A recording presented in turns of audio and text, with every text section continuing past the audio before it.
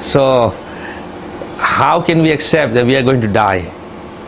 Well, we can experience this death every day. Most people are so happy on their birthday that, oh, I have now reached 12 years, 16 years, 21 years. These are different milestones in your life, and you are so joyously celebrating. But the perspective from a different side is that 21 years of my life is finished. Of course, we don't have an idea of fixed time, how much time I have in this world, 50 years, 60 years, 90 years, 100 years, but at least we know that this many years have gone past, and that means whatever life Krishna has granted me is minus that many years. That is one aspect of knowing reality, that you are dying every day. Second, we see all around us our near and dear ones who either through old age or through some disease condition or sometimes through some accident leave their bodies, so they are all dying. So death is a natural experience. In the Bhagavad Gita, Krishna says very clearly, for one who has taken birth in this material world, death is certain. So death is natural, although we don't want to acknowledge that I am going to die. This was also a question put to Yudhishthira Maharaj by Yamaraj, and Yudhishthira said one of the most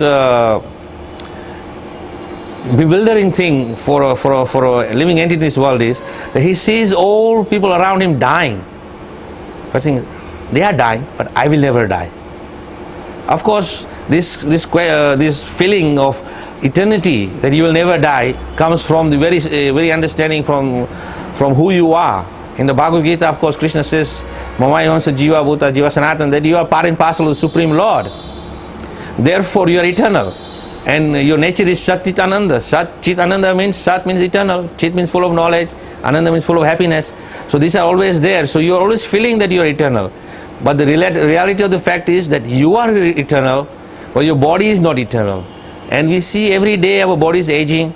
Like I give example sometimes, that in the morning you look in the mirror, after coming out of your shower, and look at your face and say, oh good Lord, few more wrinkles under my eyes, few more gray hair on the top, and I'm getting old, and I'm not as young as I was when I was 16.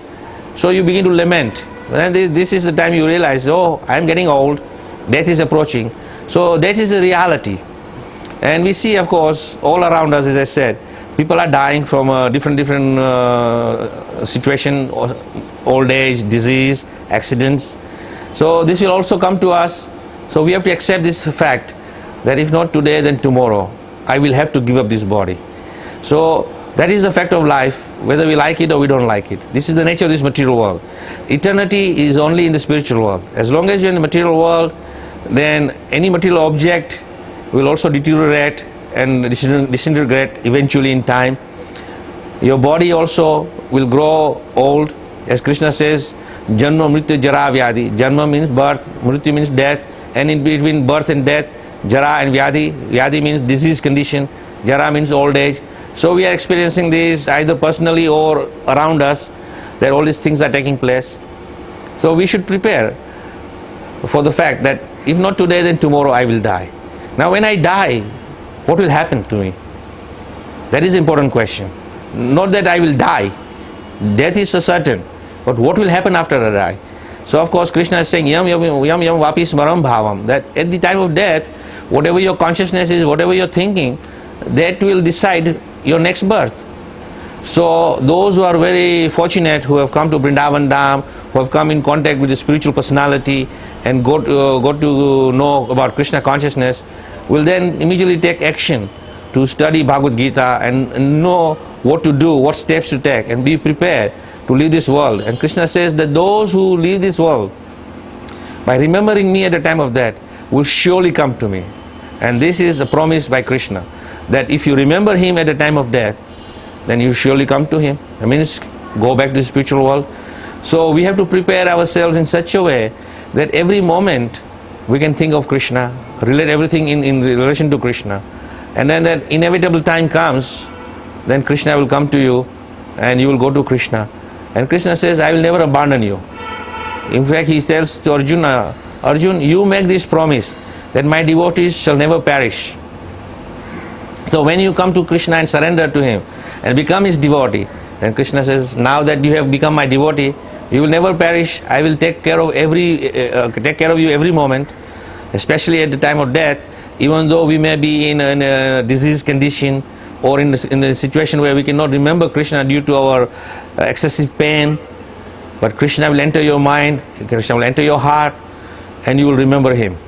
Krishna is mysterious how he does things. We cannot understand, but no, he will fulfill his promise to make you in a position to remember him at the time of death. And then when that inevitable time comes, no doubt, you will remember Krishna, and happily you will leave this world without any regrets, and say, I'm going back to my original place of freedom from death, disease, old age, and I'll go in an eternal place where I have eternity and ever youthfulness. So that is the fact of life. This is what we have to prepare for.